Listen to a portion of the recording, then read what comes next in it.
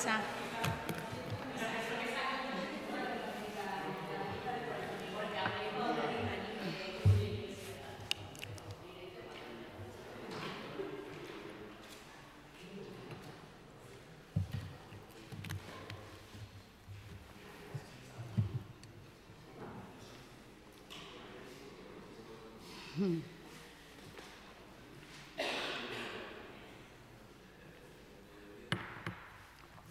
Bien, buenos días a todos y a todas. Gracias, como siempre, por su presencia en la habitual rueda de prensa tras el Consejo de Gobierno ordinario de la Junta de Extremadura. Paso a detallarle. ¿Suena un ruido o es un móvil? Ah, vale. Pensaba yo que era algún aparato. Vino para arriba. Parecía que algo raro pasaba por aquí.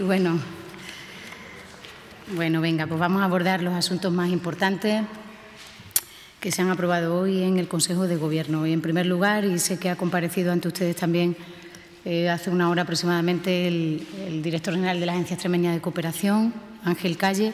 Hoy la Junta de Extremadura aprueba el Plan de Cooperación Internacional. La cooperación internacional es para la Junta de Extremadura una política prioritaria de su agenda política, de su quehacer diario, como así viene dando cuenta su responsable ante la opinión pública y también ante la Asamblea de Extremadura. Hoy damos un paso importante con la aprobación definitiva del Plan General de Cooperación Extremeña 18-21, que vamos a remitir a la Asamblea de Extremadura y que va a solicitar la comparecencia a petición propia el director general de la agencia para poder explicarlo también al conjunto de los parlamentarios y las parlamentarias. Este plan tiene un presupuesto de 45 millones de euros que se repartirán en 4 anualidades en las que se desarrolla. Finalizado el anterior plan, el Plan 13-17, este nuevo plan pretende abordar el futuro con nuevas perspectivas y herramientas de acuerdo a los profundos cambios que se están produciendo en el mundo. Este plan de cooperación 18-21 que hoy aprueba la Junta de Extremadura es una apuesta por configurar un modelo propio de la política de cooperación de nuestra comunidad autónoma. Los 3 ámbitos estratégicos en los que la cooperación extremeña centrará sus esfuerzos en los próximos años en base a este plan son la sostenibilidad de la vida, feminismo y desigualdades, movilidad humana y migraciones. Los 3 grandes objetivos que nos planteamos en el desarrollo y puesta en marcha de este plan son, en primer lugar, desarrollar estrategias a favor de la protección de los derechos humanos, contribuir a articular un modelo global de desarrollo humano y sostenible y, en tercer lugar, fortalecer el sistema de cooperación extremeña para mejorar la gestión de sus competencias y abordar la coordinación con otras políticas en la aplicación del enfoque de coherencia de políticas para el desarrollo en el conjunto de la acción del Gobierno de la Junta de Extremadura. Las 235 ONG de cooperación internacional, de cooperación al desarrollo de nuestra comunidad autónoma, serán las partícipes, las protagonistas y las beneficiadas por este plan de cooperación que hoy aprueba la Junta de Extremadura, pero lo serán también otras organizaciones que trabajan a su vez con esas 235 ONGs de desarrollo. Solo en los últimos 2 años, las acciones de cooperación y educación para la ciudadanía global han tenido una población beneficiaria directa de más de 1,5 millones de personas entre Extremadura y los más de 23 países con los que hemos trabajado en estos 2 años de Gobierno socialista al frente de la Junta de Extremadura. Este plan, como les decía, será explicado por su responsable, por su gestor, en la Asamblea de Extremadura para hacer partícipe también del mismo a los grupos parlamentarios.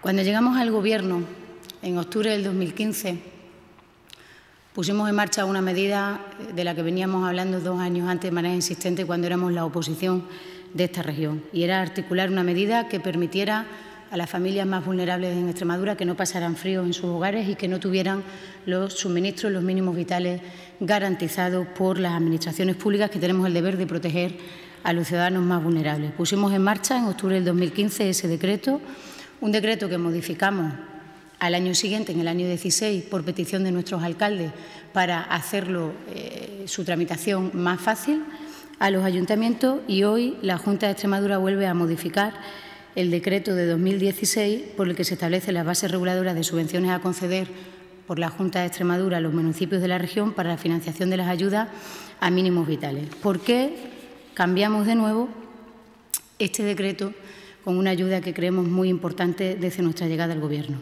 Hacemos esta modificación del decreto que regula los mínimos vitales en Extremadura para garantizar la cobertura de aquellos ciudadanos que, acogidos al bono social, no tienen garantizados todos sus suministros. Es decir, el bono social del Gobierno de España establece categorías distintas de ciudadanos. Ciudadanos vulnerables, más vulnerables, siendo la bonificación del bono social estatal de un 40% en unos casos y de un 25% en otros. De ahí la necesidad de que, además, como no cubre el suministro de agua y de gas, que la Junta de Extremadura modifique la regulación de sus mínimos vitales para tener garantizados, por tanto, el 50% de la facturación de aquellos ciudadanos en riesgo de exclusión social y, además, tengan garantizado no el 50%, sino todos los suministros, luz, agua y gas. Por tanto, hoy venimos de nuevo a tejer y fortalecer esa red de protección a los ciudadanos más vulnerables de la región, que ha sido una máxima y una constante desde que los socialistas llegamos a la Junta de Extremadura. También en la cartera de Sanidad y Políticas Sociales autorizamos hoy la suscripción de un convenio con el Ministerio de Sanidad, Servicios Sociales e Igualdad y nuestra comunidad autónoma para la implantación del Servicio Tecnológico de Gestión de Enfermedades Crónicas. El objetivo fundamental es establecer unas líneas estratégicas propias en el territorio de atención a la cronicidad, en atención a las características específicas de la población extremeña. Es de gran interés por ambas partes suscribir este convenio. No conlleva ningún coste económico la suscripción del mismo, puesto que se llevará a cabo con los medios propios del Servicio Extremeño de Salud, y hoy estamos autorizando la suscripción de este convenio porque previamente, durante todo el año pasado, el año 17, pusimos en marcha un proyecto piloto en los centros de salud Urbano 1 de Mérida y La Zarza, y también en 2 unidades del Hospital de Mérida, Neumología y Medicina Interna, para 2 enfermedades crónicas como son la EPOT y la diabetes. Por tanto, sin coste económico, pero importante para una mejor atención a las personas que tienen una enfermedad crónica y también una mejor gestión y dotar de mayores herramientas a nuestros maravillosos profesionales del Servicio Extremeño de Salud. Otro convenio que nada tiene que ver con este, pero que también es muy importante y que nos trae hoy la Consejería de Educación al Consejo de Gobierno, es aquel que tiene por objeto la formación en centros de trabajo de los alumnos. Suscribimos un convenio con el Ministerio del Interior para la realización de la fase de prácticas de los estudiantes de formación profesional en centros penitenciarios de la región. Esta es una experiencia completamente novedosa y en ella podrán participar el alumnado de la familia profesional de servicios socioculturales, que aglutina a un total de 1.554 alumnos y alumnas de distintos ciclos formativos repartidos en distintos centros educativos de nuestra región. Trabajarán, por tanto, con 300 internos en las cárceles de Badajoz y de Cáceres.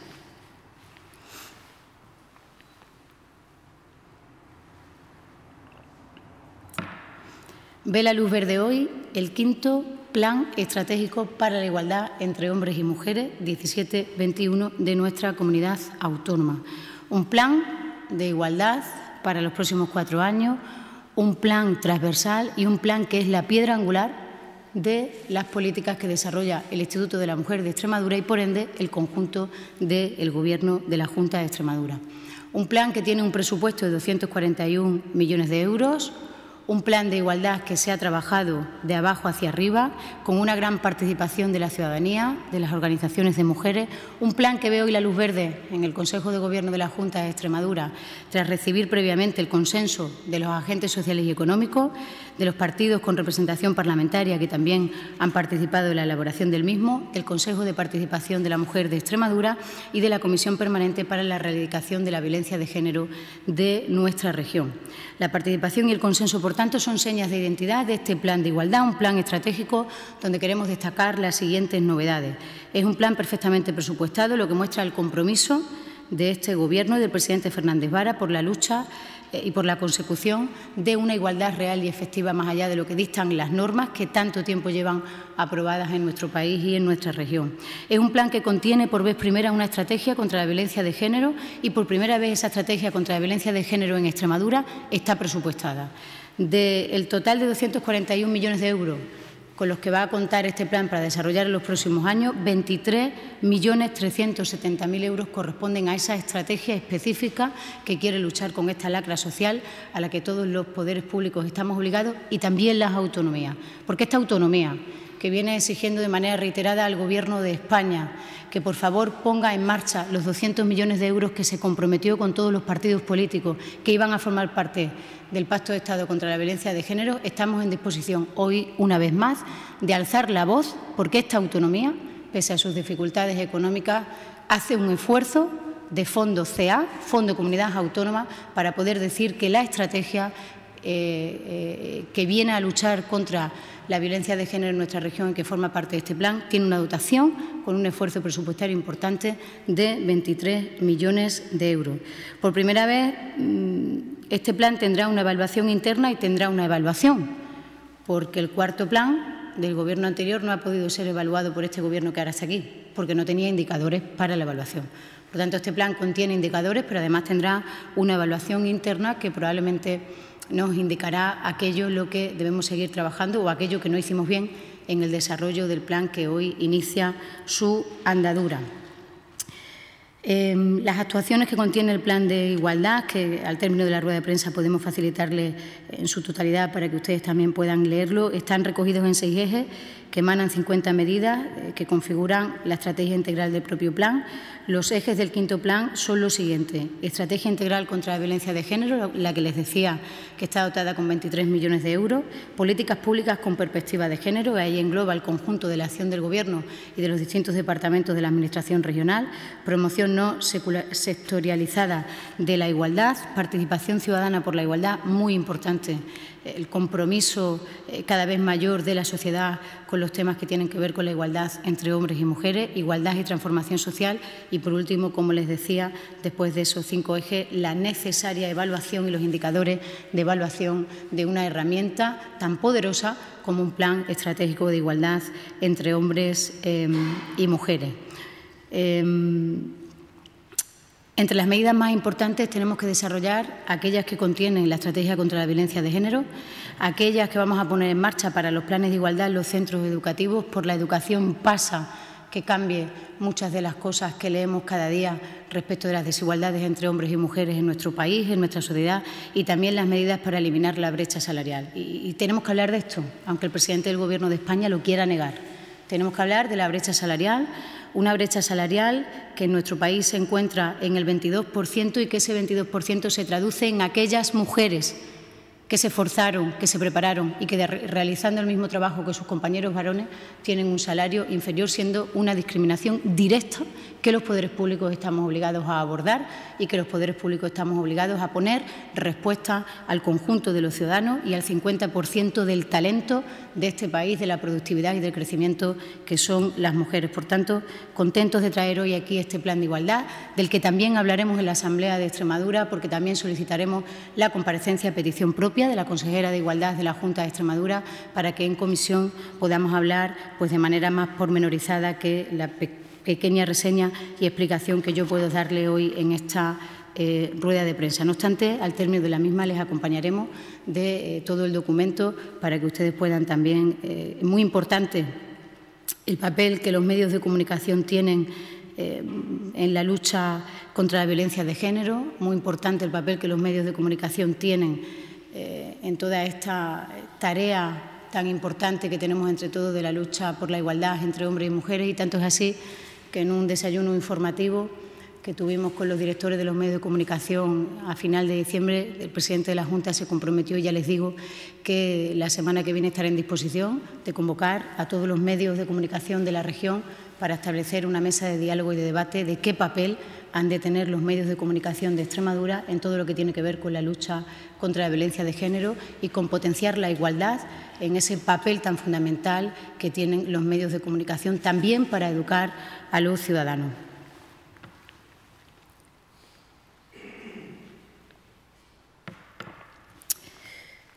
Paso ya a los últimos asuntos del Consejo de Gobierno que nos trae la Consejería de Medio Ambiente Rural, Políticas Agrarias y Territorio. La importancia que tiene la agricultura en la economía regional ha sido una constante en estos casi 35 años de autonomía, una constante que ha venido profesionalizándose, mejorándose, modernizándose con el acompañamiento siempre de las políticas públicas de la Junta de Extremadura. Muy importante también todo lo que tiene que ver con la Unión Europea y con todos los fondos que para mejorar la agricultura recibimos.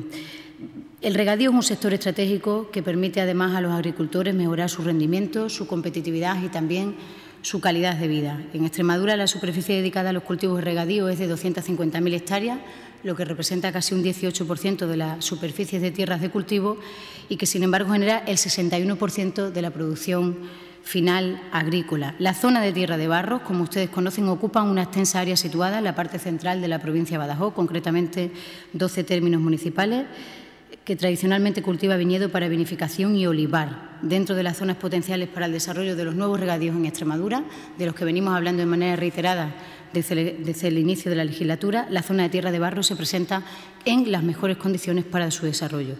Por eso, desde el comienzo de esta legislatura, el presidente Fernández Vara se planteó como medida urgente la puesta en marcha del proyecto Regadíos de Tierra de Barros. Tras numerosas reuniones con la comunidad de regantes y tras un trabajo encomiable por parte de los técnicos de esta Administración, el Consejo de Gobierno de la Junta de Extremadura aprueba hoy el decreto por el que se amplía el perímetro de la zona regable Tierra de Barros, se aprueba el Plan General de Transformación en Regadío y se declara de interés de la Comunidad Autónoma de Extremadura dicha transformación. Con la aprobación de este plan, un total de 15.000 hectáreas de la comarca Tierra de Barros se transformarán en regadío, lo que beneficiará no solo a los propietarios agricultores de los terrenos, sino también a sectores de toda esa comarca, especialmente a la industria agroalimentaria. El proyecto de regadío implica a las localidades de Aceuchal, Alange, Almendralejo, Fuente del Maestre, Mérida, Ribera del Fresno, Solana de los Barros, Torremejía, Villafranca de los Barros, Villagonzalo, Villalba de los Barros y La Zarza. Tres objetivos fundamentales con esta aprobación de hoy del Consejo de Gobierno. El proyecto permitirá elevar el grado de desarrollo de los municipios que les acabo de relatar, los municipios afectados, mejorará el nivel de empleo de la zona y, lo que es más importante y forma parte de un objetivo transversal de este Gobierno, mantener y fijar la población en el medio rural de Extremadura como un objetivo prioritario de la Junta de Extremadura. El decreto por el que se aprueba el Plan General de Transformación de Zona Regable Tierra de Barros es uno, por tanto, de los pasos más importantes que damos antes de la redacción del proyecto y, consecución de esta, será la iniciación de las obras. El presupuesto previsto para estas obras, cuando estemos en ese punto, cuando estemos en ese momento, 197 millones de euros. La financiación prevista correrá a partes iguales, como ya hemos comentado, al 33% por la comunidad de regantes, el 33% la Junta de Extremadura y el 33% la Administración General del Estado. Quizás esta última pudiera plantear el principal obstáculo que la Junta de Extremadura no va a aceptar respecto de la financiación y su aceptación de ese 33% por parte de la Administración General del Estado. Tanto es así que, a pesar de que el Ministerio ya conoce este proyecto, porque la Junta de Extremadura fue a dar a la puerta del Ministerio nada más llegar al Gobierno para hablar del proyecto de regadíos de Tierra de Barros, hoy, con la formalidad de esta aprobación, se enviará la moción y aprobación de este decreto al Ministerio para que ya sí exista un pronunciamiento formal por parte del Ministerio, y la Junta de Extremadura confía en que será aceptado la viabilidad de un proyecto que entendemos prioritario para la zona de Tierra de Barros, que va a mejorar las condiciones de vida de esa comarca, que va a mejorar el empleo y que va a apostar, como quiere apostar este Gobierno, por la fijación al territorio en Extremadura. Este decreto que hoy ponemos en marcha se suma a otros ya abordados y aprobados por el Ejecutivo extremeño en materia de regadío, como es el caso de Villanueva de Fresno, Monterrubio de la Serena o la creciente creación de bolsas de tierra en 6 zonas regables de la región, que les explicó el secretario general de la Consejería hace apenas una semana. Por tanto, no contemplamos que el Ministerio no entre a formar parte de este proyecto, confiamos en que así sea y por eso remitiremos hoy formalmente este acuerdo para que conozcan ya que estamos dando todos los pasos necesarios para hacer viable este proyecto. Termino con los acuerdos del Consejo de Gobierno y pasamos ahora a las preguntas.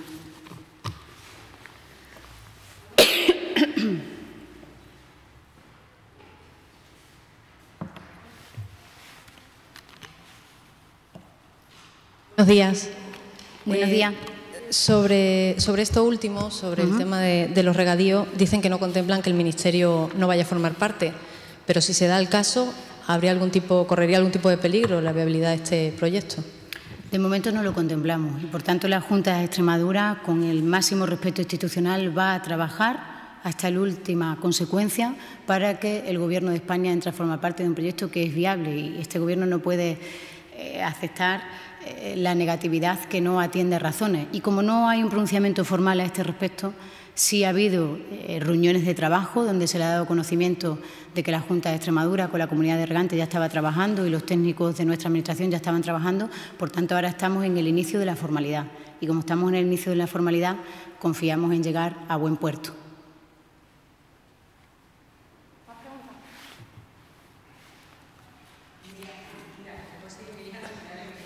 No sé si hay alguna fecha para el inicio de las obras, ¿se contempla o eso es a muy largo plazo? No, porque ahora estamos dando el paso administrativo 1, por explicarlo de manera coloquial, y después ya vendrá la redacción del proyecto con su licitación. Ahí se contemplan 197 millones de euros, es decir, de todo lo que venimos trabajando con la comunidad de regantes, de todo lo que venimos hablando y de todo el esfuerzo que viene haciendo la Consejería, estamos ahora ante el paso 1 en la formalidad de la tramitación de este proyecto.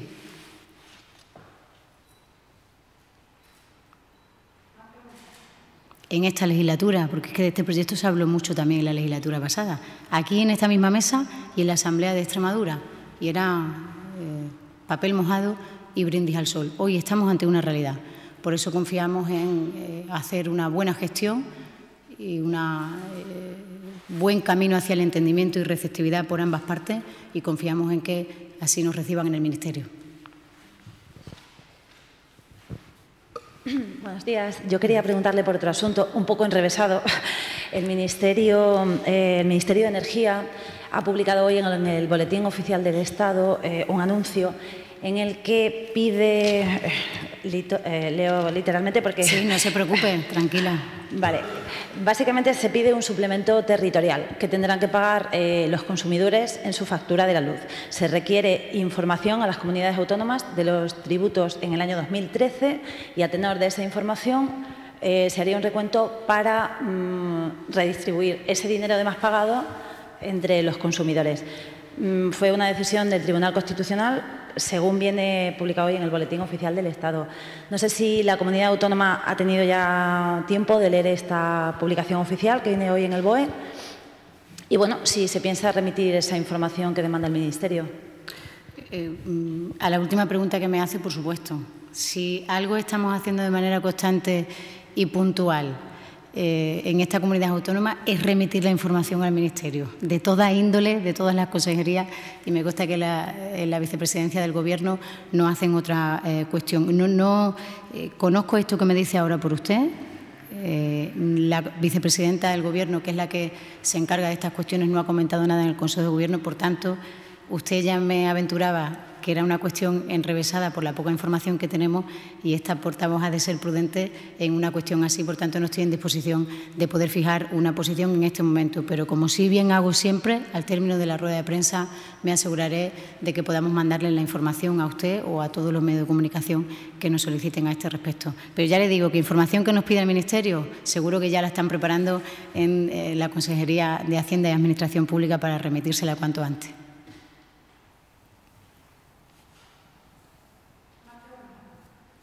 Muy bien, sí. Financiación autonómica, el jueves hay pleno. Ayer hablaron los grupos parlamentarios. De momento el Partido Popular parece un poco alejado con respecto al resto de grupos parlamentarios a la hora de alcanzar un acuerdo. Desde la Junta de Extremadura, ¿se espera que ese pleno finalmente pueda salir con un acuerdo unánime de la Cámara?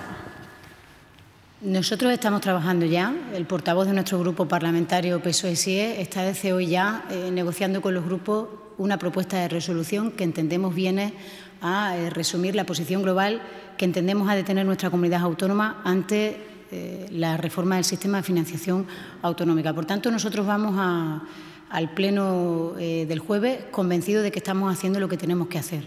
Lo que no parece muy lógico es quien hace 2 años gobernaba esta comunidad autónoma ahora se quiera desentender de la discusión más importante que probablemente vamos a tener en los próximos meses.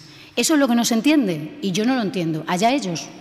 Si el Partido Popular en Extremadura, que hace 3 días, como quien dice, gobernaba esta comunidad autónoma, y el señor Monago, que ha sido presidente de Extremadura, no quiere hablar de la reforma del sistema de financiación en la Cámara Legislativa, donde representamos al conjunto de los ciudadanos, pues tiene un problema, que se lo explique a los ciudadanos. Al término de la rueda de prensa les voy a pasar la cronología, porque hechos son amores y no buenas razones.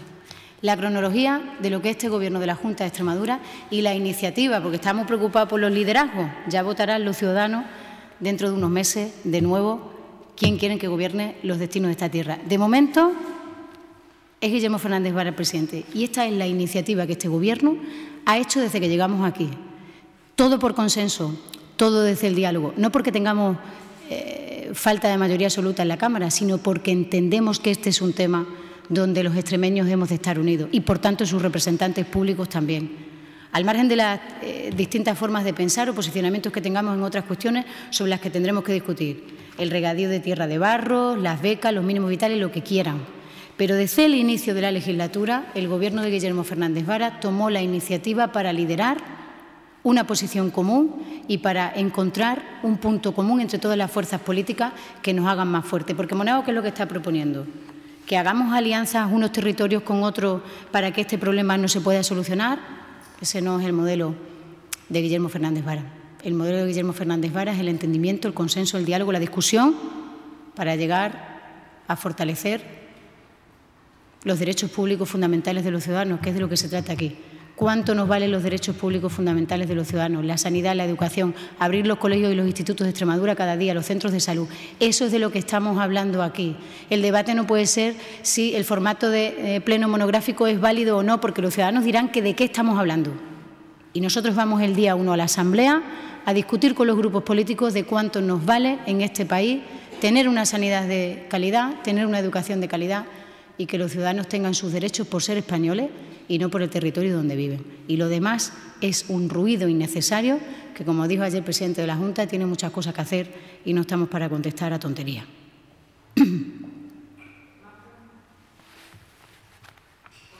Muchas gracias.